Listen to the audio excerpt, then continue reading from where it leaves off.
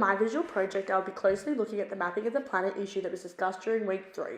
The reason I decided to further investigate the mapping problem is because I find it quite alarming and such an interesting, insightful topic that is a bigger issue than most people understand.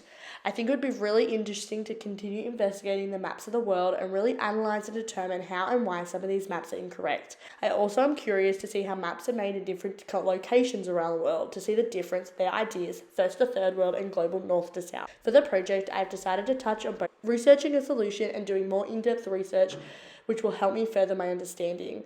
For the most part, I'll be looking into the in-depth research, as I feel it's important to have all the most evidential information to even begin starting to try and research a solution. I will start by finding the sources. This may be being out of articles and research that has already been found, as well as the readings and findings that we covered in the lectures.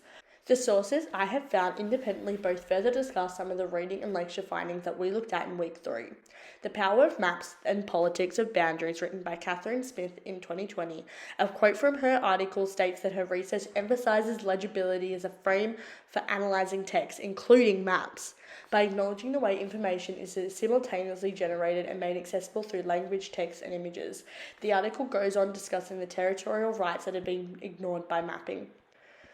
Quality analysis of OpenStreetMap data looks at the ways of crowdsourcing and geographical data rather than the conventional sourcing. It gives deep insights into the data found and how it's different from conventional. It also discusses a different way crowdsourcing is executed and will be great research to help try and develop a solution. The first photo is a table of data from the accuracy of mapping using crowdsourcing from the previous reference.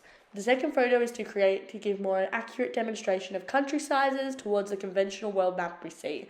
And finally, the first image gives us Google Maps versus OpenStreetMaps as a way to compare the accuracy of data and determine missing key locations, as OpenStreetMaps is under the crowdsourcing geographical data and Google Maps is more conventional.